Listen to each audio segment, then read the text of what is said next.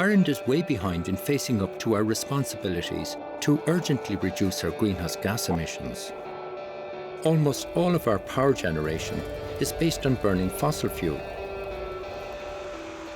With transport emissions rising and difficult to solve, renewable power generation is the most cost-effective option to reduce our CO2 emissions, and this could also help to revitalise the economy.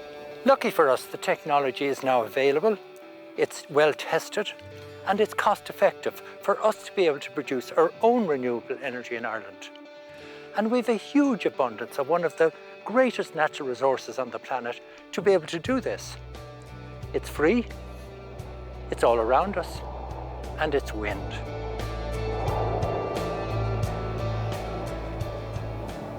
But there's a big dilemma. Even though we have the natural resources and the technology to be able to produce 100% of our electricity from renewable sources, there's a huge controversy surrounding it. There are turbines going up in our area that are higher than the spire, and it's bloody ridiculous. I'm on a journey to find out what the problems are, what choices we can make, and how they can be implemented.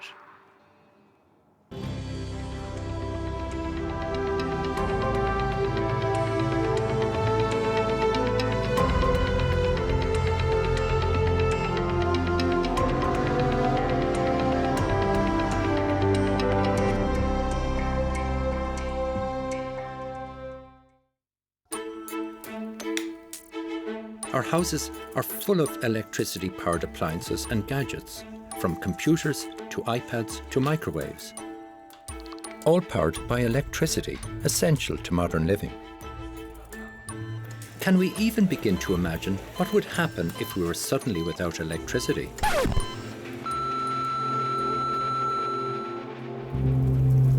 Last year, Ireland burned nearly €7 billion worth of imported oil, gas and coal to meet 90% of our power, heat and transport needs.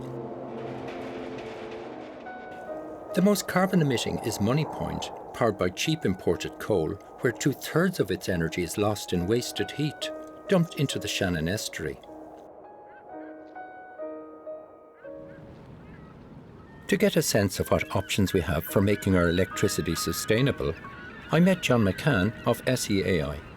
What makes our electricity so carbon intensive at the moment? What's doing it? The primary carbon intensive generation that remains on the system is peat-fired generation and coal-fired generation. Peat is the most expensive, widely used generation on the power system at the moment.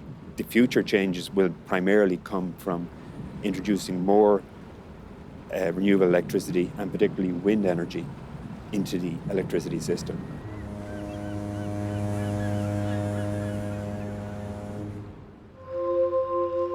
Loughrea is one of 3 peat power stations in the Midlands. The peat burned in these plants is 3 times the carbon emissions of gas-fired plants and 40 times that of wind energy over their full life cycles. The plant here at Clonballogue now burns a mixture of 70% peat and nearly 30% biomass. A large amount of this biomass is imported kernel from palm plantations, coming all the way from Asia and Africa. Like West Offaly and Loughrea, these 3 peat plants lose about 2/3 of their energy in wasted heat into the atmosphere or the Shannon. What most of us don't know is that we are subsidising this peat plant here and the other 2 in the Midlands for the extra cost of generating their very inefficient and carbon-intensive form of energy. Bizarrely, peat power plants enjoy an exclusive position in Ireland's electricity production, getting priority dispatch on the electricity grid, regardless of their high cost or CO2 emissions, effectively blocking cheaper and more efficient types of power generation. Yet, only 10 miles away, this wind farm creates minimal damage to the Cutaway Bog. We need to look at the contrast between the 2. Wind turbines like this produce clean and affordable electricity. And rather than all of us having to pay extra for the inefficiency of the peat plants, Wind farms like this all over the country could be paying local residents an income for every kilowatt of electricity they produce. Thousands of new jobs and real community benefit were promised in green energy across the country. Yet the developer-led model for wind farms has meant this benefit has not been felt by most people in local communities. Some new proposed wind farms have been met with a huge backlash, causing a genuine sense of fear and mistrust in local communities. We couldn't find a spokesperson for the residents living closest to the new Mount Lucas wind farm. However, a group of objectors from nearby Road and Croghan, who are very unhappy about a proposed wind farm close to them, joined me at Mount Lucas. What I would say is that up to probably 2000, there was a huge regard for the rural nature of the countryside. And this was preserved in planning law, and it was very strict. And now, in the space of a few years, landscape is worthless all over the country. This is what we don't like. Is landscape your biggest concern? Is Yes, it landscape the is visual one- appearance? Is that your, yeah? Are you, is that, Yes, is that it's- the It's biggest not- one? It's one of the biggest. Okay, what other ones would you add to that? Well, there are health reasons being brought up. But again, communities aren't being communicated with, and we don't know what the health reasons are. We have been told that we have problems with flicker, noise. If you live beside these turbines and having that sound 24 hours a day, I think the wind turbine would have an effect on them in their sleep and their way of living. All independent peer-review studies show no link between wind farms and health issues. But one of the biggest concerns about proposed wind farms close to homes is noise. Diarmuid Keane is a sound and acoustics engineer who measures all forms of noise, including wind turbines.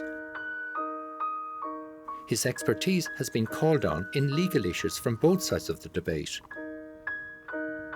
He's here to measure the entire area from different wind directions and wind speeds.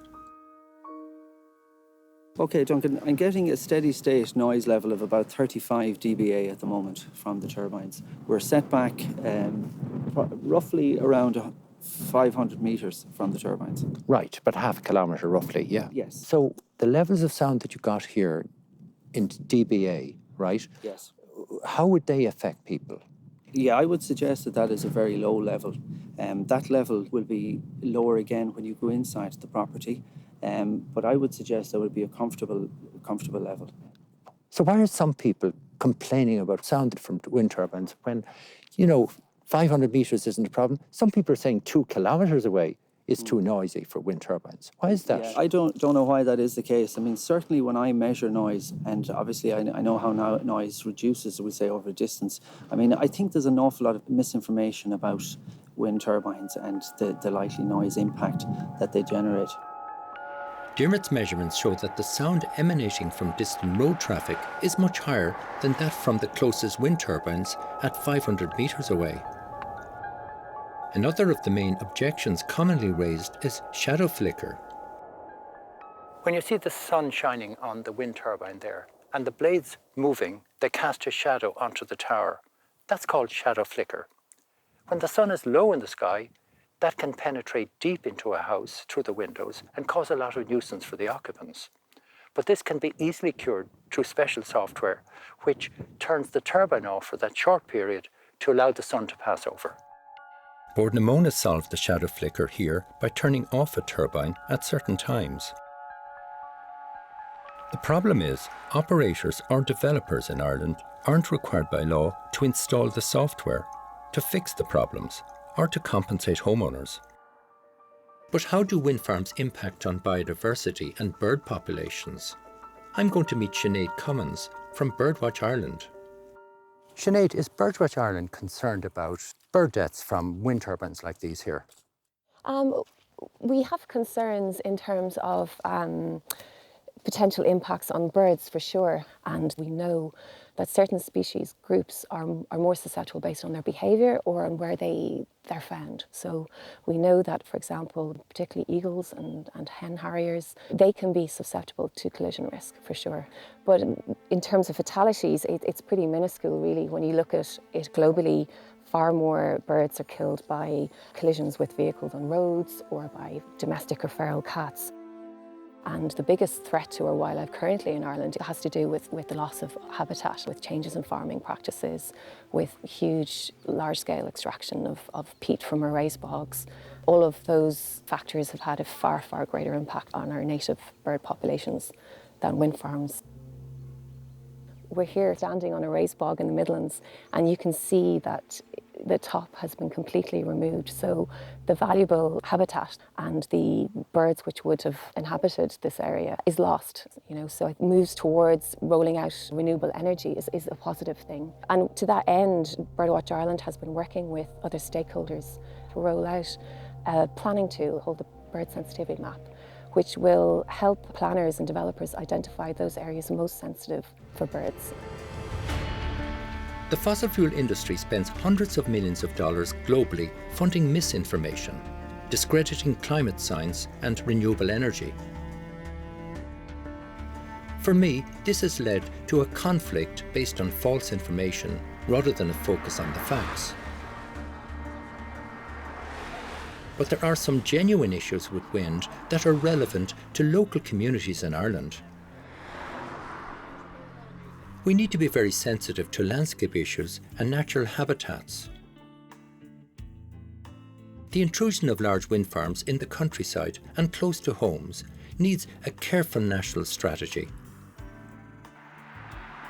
But regulations are unclear about proximity distance to households, which creates genuine fear of wind developments. Can I ask, is a lot of the problem here that these are imposed on you without your knowledge and without you being part of the decision-making process and in deciding where the turbines go, where they're sited? Is that a big issue for you? And this is what communities are afraid of. Communities are not being communicated with, they're not being told what's going on. Wind turbines have been built 500 metres away from people's houses. So there really needs to be much more engagement with local people. Local people need to be fully informed, they need to participate, and they need to be part of the process right from the very start. If we want affordable, reliable and renewable electricity in Ireland, then we need a strategy that is acceptable to the residents located closest to the turbines that are most affected.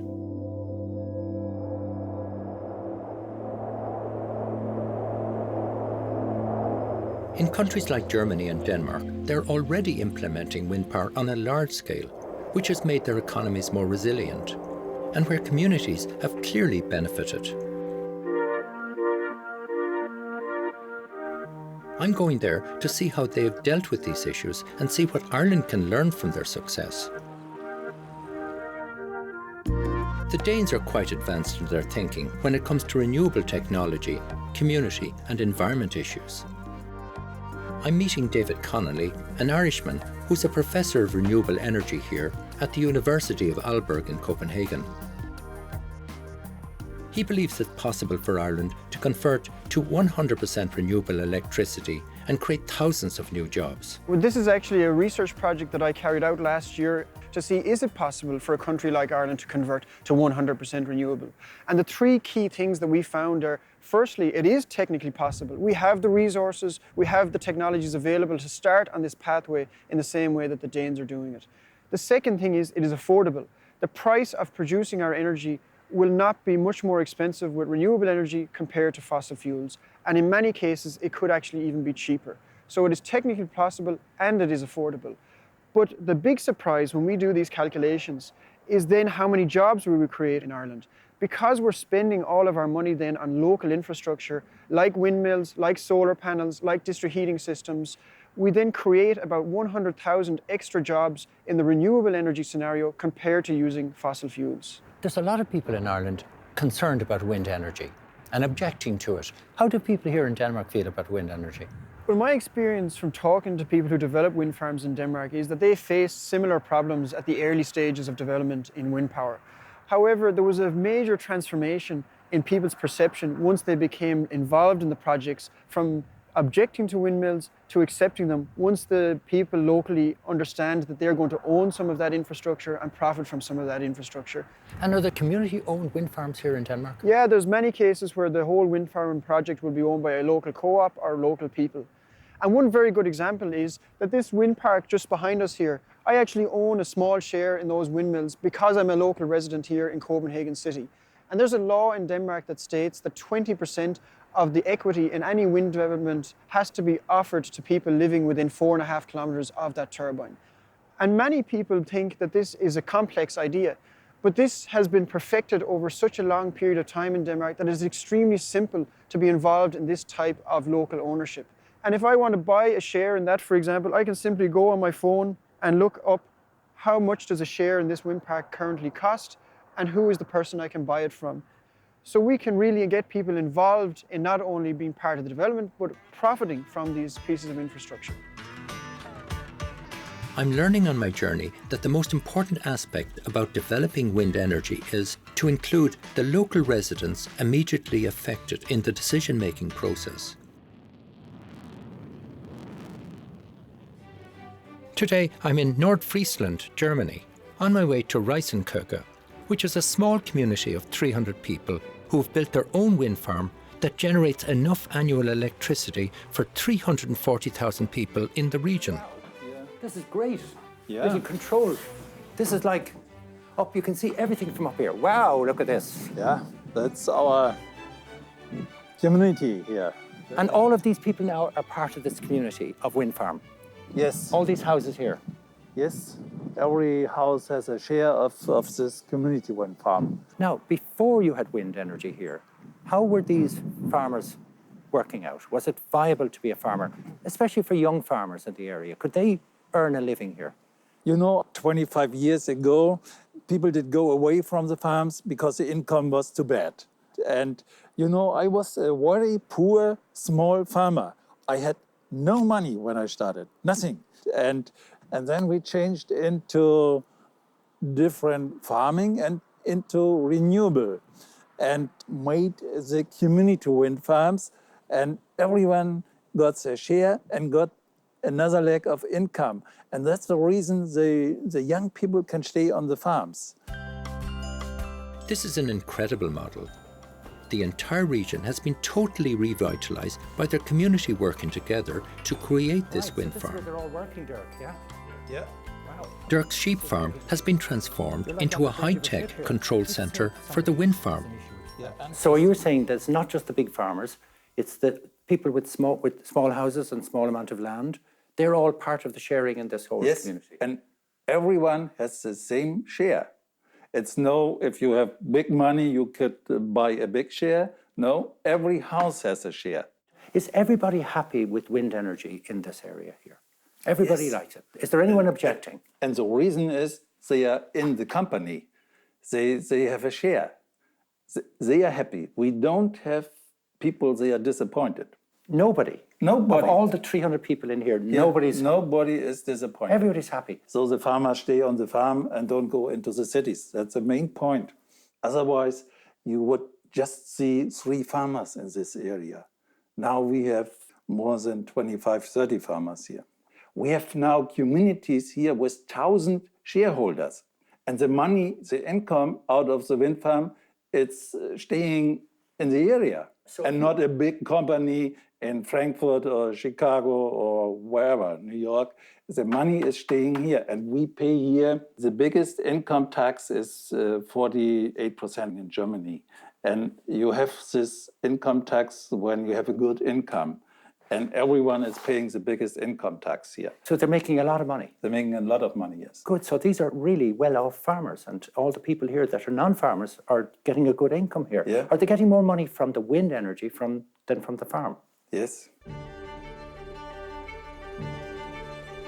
This whole province of 3 million people has been transformed to completely renewable electricity with the help of many of these community wind farms.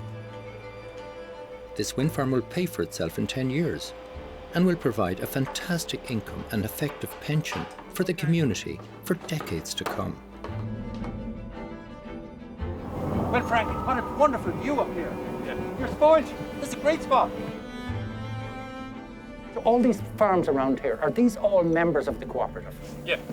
And, you know, a lot of those turbines are quite close to them. How do they feel about it? They feel happy because they're their turbines. Right, so they don't mind these blowing or anything, and No. they don't mind the visual appearance of them? No, they like the turbines because they profit from the turbines. They are their turbines, so they get money from it, and they like the green energy. Each one of these turbines generate enough electricity to power 1,000 homes in the region. The residents themselves had the choice of where they're located, and also chose to keep the cables underground. So what I like about Dirk's operation here is that everything is done in the most sustainable way, and this is a model that we in Ireland could take up, because if everybody's part of the process and everybody's sharing and everybody's making money, then surely this is an ideal model for all those rural parts of Ireland that are struggling at the moment. Back in Offaly, I can't help wondering how Jerry and Mike would feel about this community-led concept. And would the community concept, by the way, interest you, though? If, for example, all of you in Rode and Croghan came together, do you think that this would be where you own your own wind farm and you make all the decisions about it? Would that actually change your view? Well, see, we are not being objected towards wind farms. We're not objecting to them. We're objecting to the situation they're in and the effect they'll have on local people. So of all those concerns we're taking into consideration, yes, we would have no problem in having wind farms in the area. There are very few community-based wind farms in Ireland. They're small, the economics are tougher, and the planning and grid connection takes over 10 years.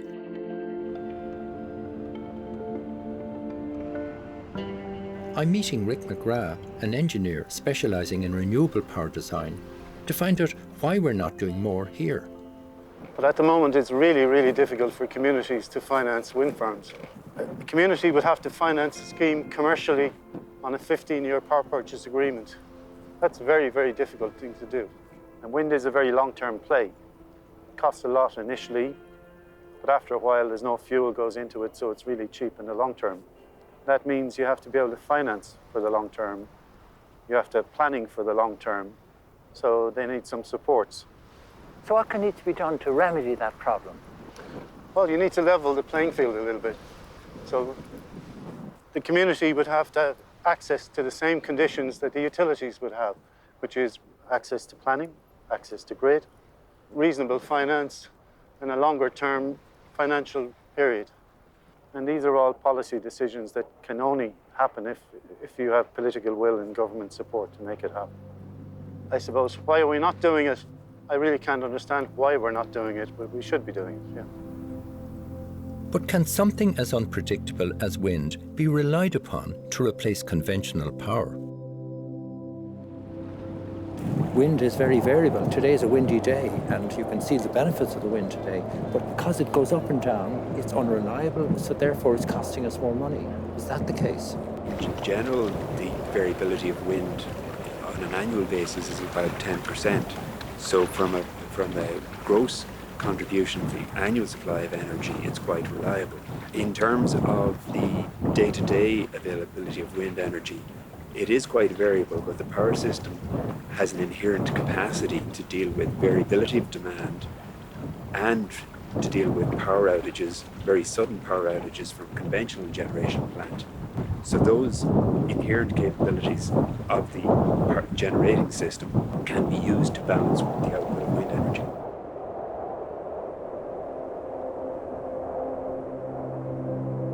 Already, renewables have saved Ireland Inc. €2 billion in imported fossil fuels. With new infrastructure and the right policies, Ireland could be 100% self-sufficient in clean renewable energy for transport, heat and power, and create over 100,000 new jobs. Our government needs to stop listening to vested interests and stop the subsidy of carbon-intensive power reliant on finite resources. We also need to set up a framework for local communities so that they're engaged and enabled to lead on these projects, and the money that's drained from our economy in imports of fossil fuel at present should be kept in circulation in our local economies.